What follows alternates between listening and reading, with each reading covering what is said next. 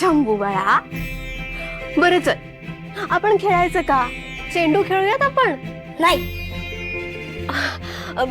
मग आपण आहे ना लंगडी खेळूयात.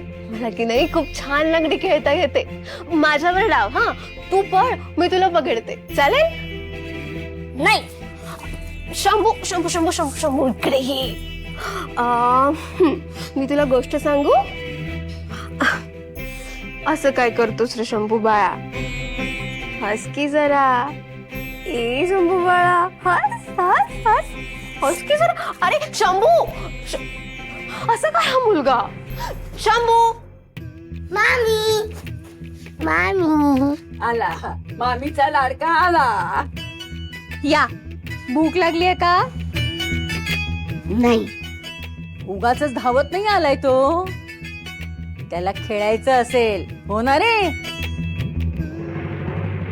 हो म्हणजे खेळायचंय, पण नको.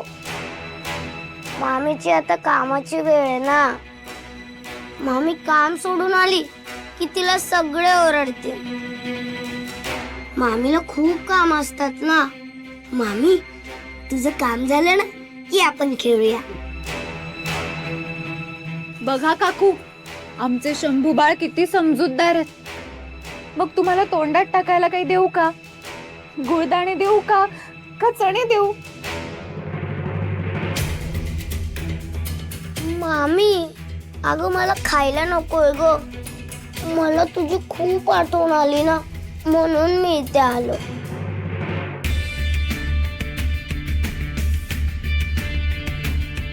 पण जाऊ दे, आता तू काम करतेस ना.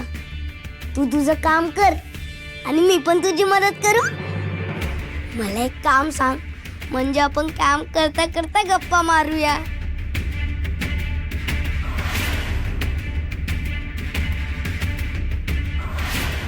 मुलगा माझा, पण धारजीण हिलाच झालाय.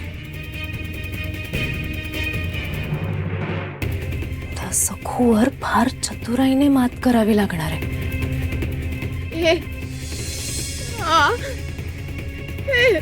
गावात मी सखू आहे हे कळलं तर.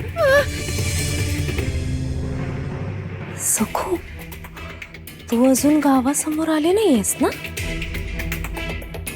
तुला भोई सपाट करण्याचा हा नामी उपाय,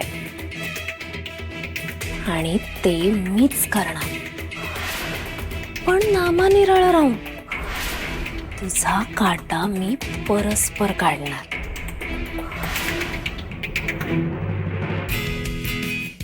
सावकार, काय झालं सावकार? काय झालं? काही नाही, कावळा शिटला म्हणून बदलतो. अच्छा, हो का? द्या, मी बांधून देते. नाही, असू दे, मी पा. अहो सावकार, अगं असू दे. राहू द्या, करते मी.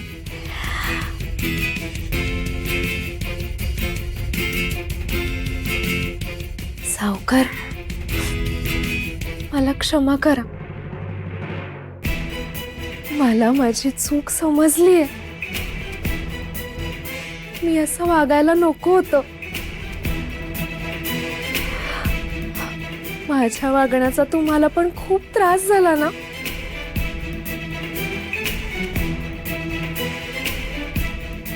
सावकार, मी लहानपणापासूनच खूप हट्टी आहे हो. खूप लाडात वाढले. पण मी खरं सांगते, तुमच्या सुखाशिवाय, आनंदाशिवाय मी देवाकडे दुसरं काहीही नाही मागितलं. आता मला वाटतं की तुमची सेवा करण्यात मीच कुठेतरी कमी पडले. माणिक, तुला जे काय म्हणायचंय ते सरळ बोल. म्हणजे सखू खरं तर खूप गुणाची आहे, खूप निर्मळ मनाची आहे, आणि प्रेमळ पण आहे. ही अचानक असं का बोलायला लागली? तुम्हाला वाटत असेल ना, मी अचानक असं कसं बोलायला लागले? पण प्रेम माणसाला सगळं शिकवतं. मी सांगते ना, माझं तुमच्यावर खूप मनापासून प्रेम आहे हो. आजच नाही, पण गेली कितीतरी वर्ष मी तुमच्या प्रेमासाठी ताणले हो सावकार. मी स्वार्थी नाहीये.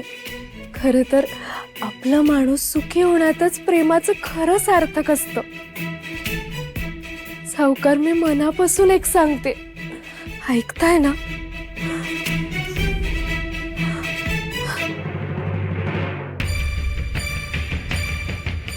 बोल बोल, मी ऐकतोय, बोल. सावकार, तुमचं सखूवर मनापासून इतकं प्रेम असेल तर मी तुमच्या मार्गातून आनंदाने दूर व्हायला तयार आहे.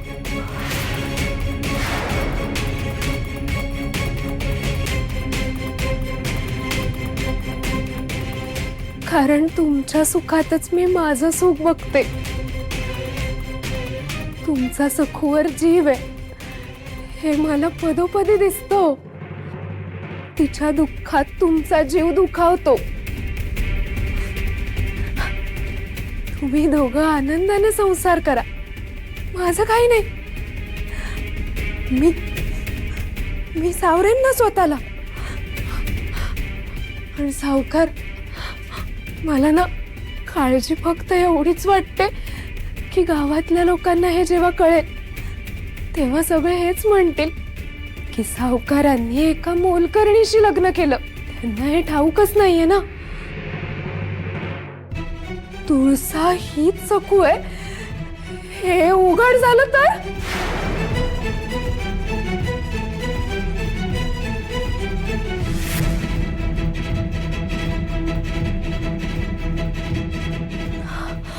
सावकार, मी मी मी मनापासून सांगते, तुम्ही सखूचा आनंदाने स्वीकार करा. खरंच मी माझ्या माहेरी निघून जाईन.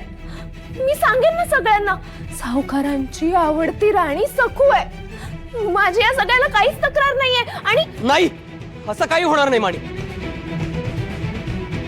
त्याची काही गरज नाहीये. तुळसा सखू आहे हे बाहेर कुणालाही कळता कामा नये. अगं, बाबाजी महाराजांचा तसा आदेश. आणि शिवाय सखू माझ्या आयुष्यातून कधीच निघून गेली. तिच्यासोबत संसार करण्याची मी कल्पना पण सहन करू शकत नाही माणिक. तेव्हा तुझ्या डोक्यातून हे खूळ काढून टाक माणिक. काढून टाक तुझ्या डोक्यातून हे सगळं.